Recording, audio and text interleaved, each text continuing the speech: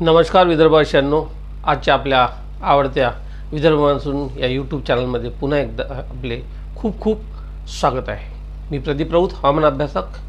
आज 22 जून म्हणजेच सोमवार। तर आजपासून विदर्भाच्या अनेक भागात जे वादळी पावसाला सुरुवात होणार आहे आणि जवळपास 3 दिवस हा वादळी पाऊस सुरू राहील, 3 ते 4 दिवस। आणि त्यानंतर विदर्भात मान्सून पोहोचण्याची शक्यता आहे 24-25 तारखेच्या दरम्यान। आणि त्यानंतर मात्र विदर्भात 25-26 तारखेच्या पुढे जोरदार ते मुसळधार असा पाऊस होणार आहे आणि तब्बल 4 जूनपर्यंत हा पाऊस कोसळण्याची शक्यता असल्यामुळे शेतकऱ्यांची आता पेरणीची चिंता 100% मिटू शकते। आणि या पावसानंतर निश्चितपणे शेतकरी जो विदर्भातील आहे याला दिलासा मिळण्याची शक्यता आहे आणि तो पेरणीच्या तयारीला लागण्याची शक्यता आहे। म्हणून ही खुश खबर आम्ही आपल्यासमोर घेऊन आलो। तर आता आपण बघू की पुढचे काही दिवस विदर्भातील नेमकं वातावरण कसं राहणार आहे। तर यासाठी सर्वप्रथम आपण IMDने प्रसारित केलेली ही सॅटेलाईट इमेज जर बघितली तर आपल्या लक्षात येईल की आता म्हणजे मागील आठवड्यात बंगालचा सागर असो किंवा अरबी समुद्र असो या भागात कोणतीही पावसाची प्रणाली तयार होत नव्हती।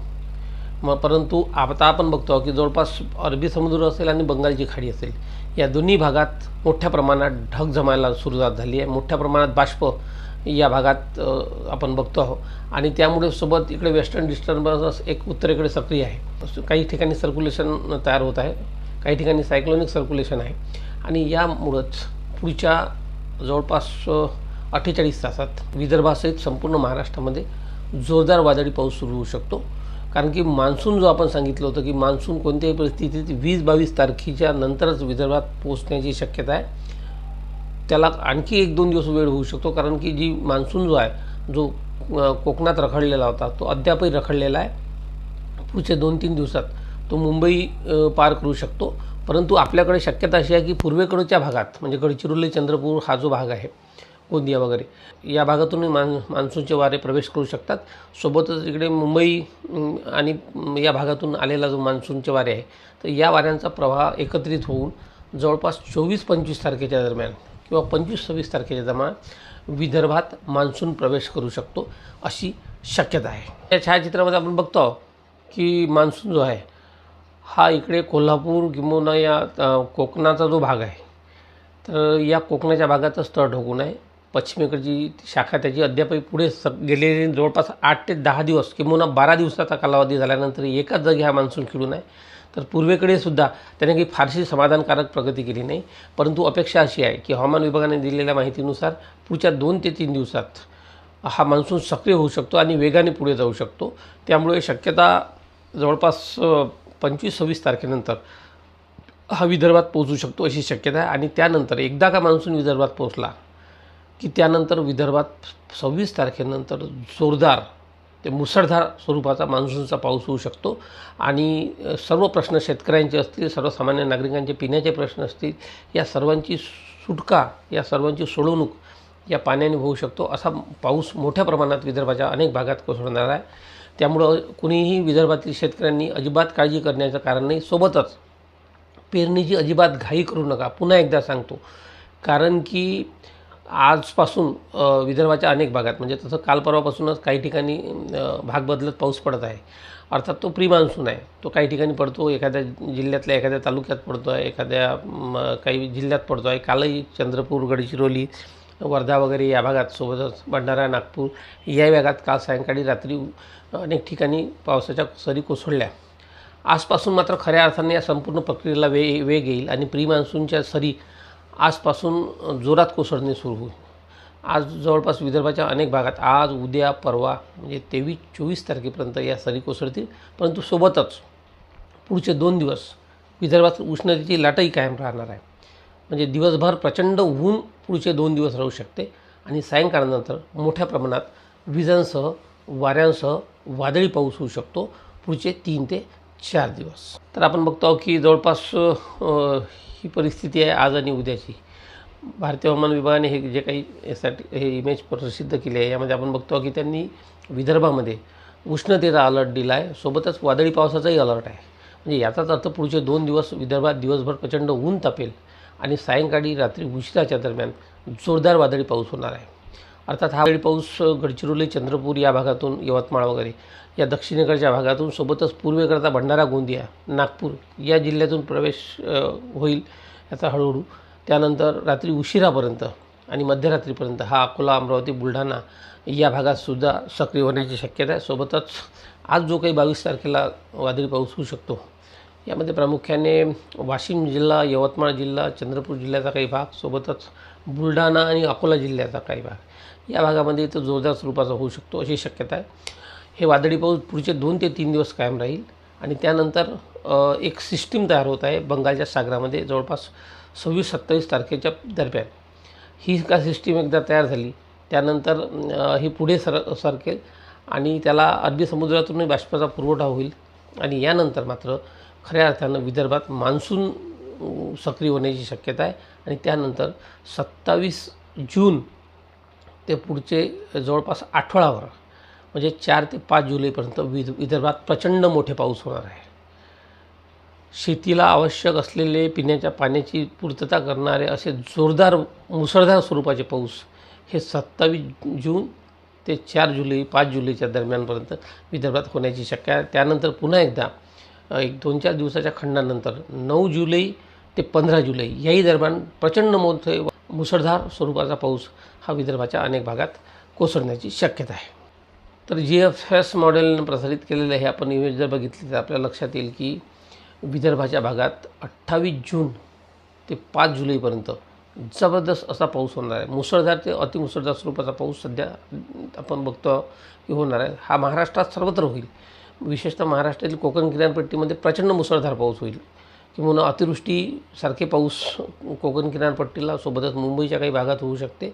परंतु विदर्भात देखील आपण बघतो की जवळपास गडचिरोली, चंद्रपूर, यवतमाळ, वर्धा, अमरावती जिल्ह्याचा काही भाग, वाशिम जिल्ह्याचा भाग यामध्ये प्रचंड मोठे पाऊस कोसळणार आहे. सोबतच संपूर्ण विदर्भामध्ये जोरदार ते मुसळधार स्वरूपाचा पाऊस या दरम्यान होऊ शकतो आणि तो कालावधी म्हणजे 28 जून ते 5 जुलै. तर आता आपण सर्वप्रथम बघू की आजपासून सुरू होणाऱ्या वादळी पावसाची नेमकी विदर्भातील स्थिती काय राहणार आहे.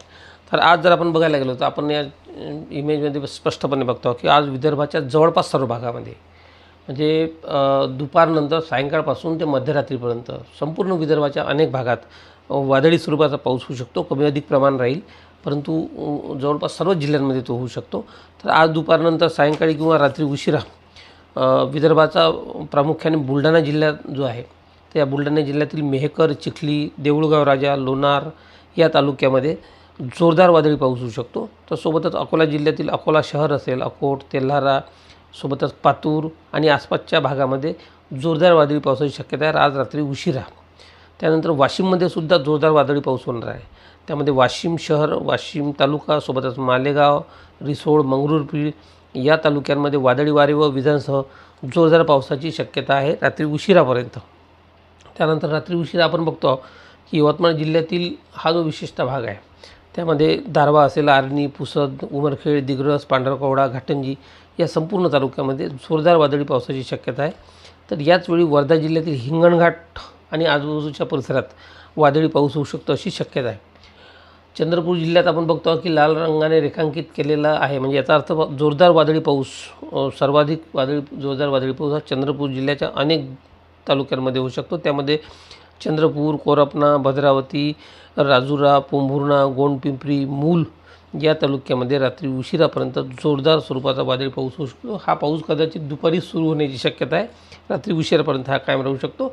तर गडचिरोली जिल्ह्यातील चामोर्शी, मुलचेरा, एटापल्ली या तालुक्यामध्ये आज रात्री पहाटेच्या सुमारास जोरदार वादळी पाऊस होण्याची शक्यता आहे. सोबतच अमरावती, अकोला, नागपूर, भंडारा, गोंदिया याही जिल्ह्यामध्ये कमी अधिक प्रमाणात वादळी पावसाच्या सरी येऊ शकतात. काही ठिकाणी जोरदार सरी येऊ शकतात तर काही ठिकाणी प्रमाण कमी अधिक असू शकते.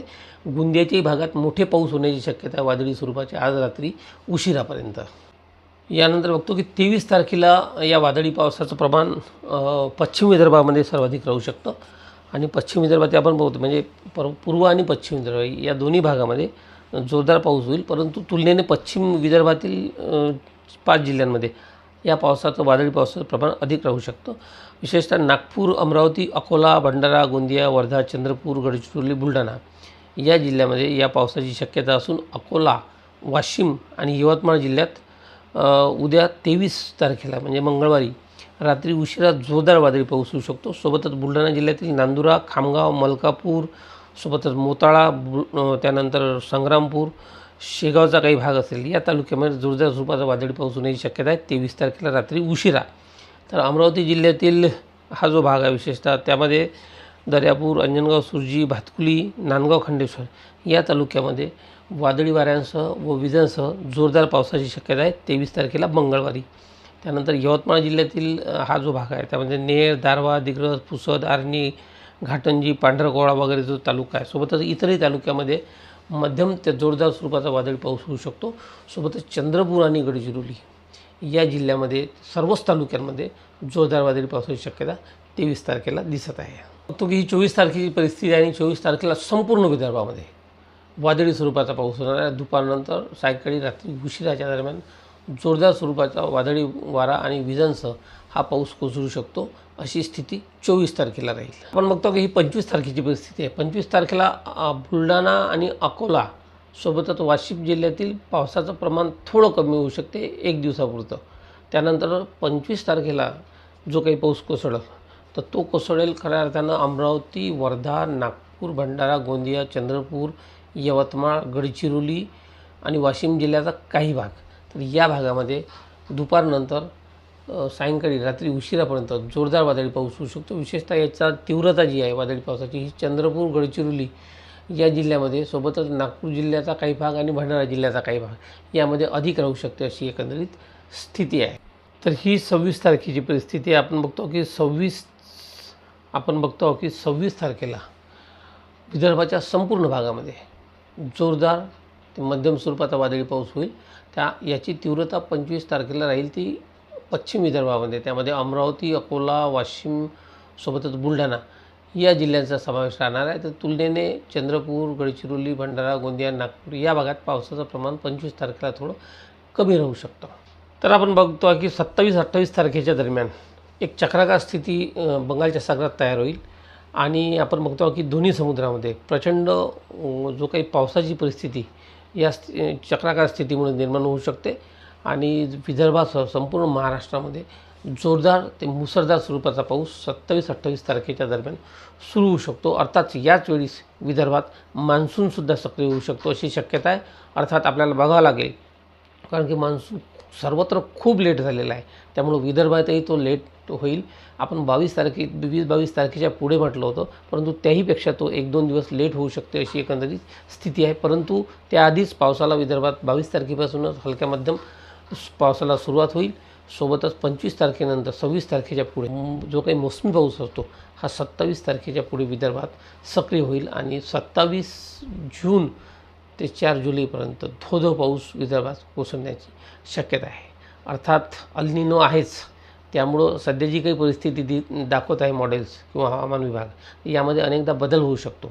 परंतु याचा असा अर्थ असा नाही की पाऊसच पडणार नाही. पावसाचं प्रमाण असंच राहील, त्यात थोडाफार फरक होऊ शकतो.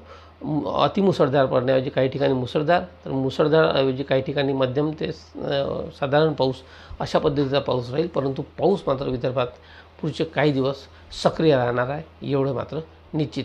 तर या माहितीसह आजच्या भागात येथेच थांबतो. पुन्हा एकदा नवीन माहितीसह नवीन भागात भेटूच. तोपर्यंत आपण आम्हाला रजा द्यावी. नमस्कार, धन्यवाद. जय हिंद, जय भारत, जय महाराष्ट्र, जय विदर्भ.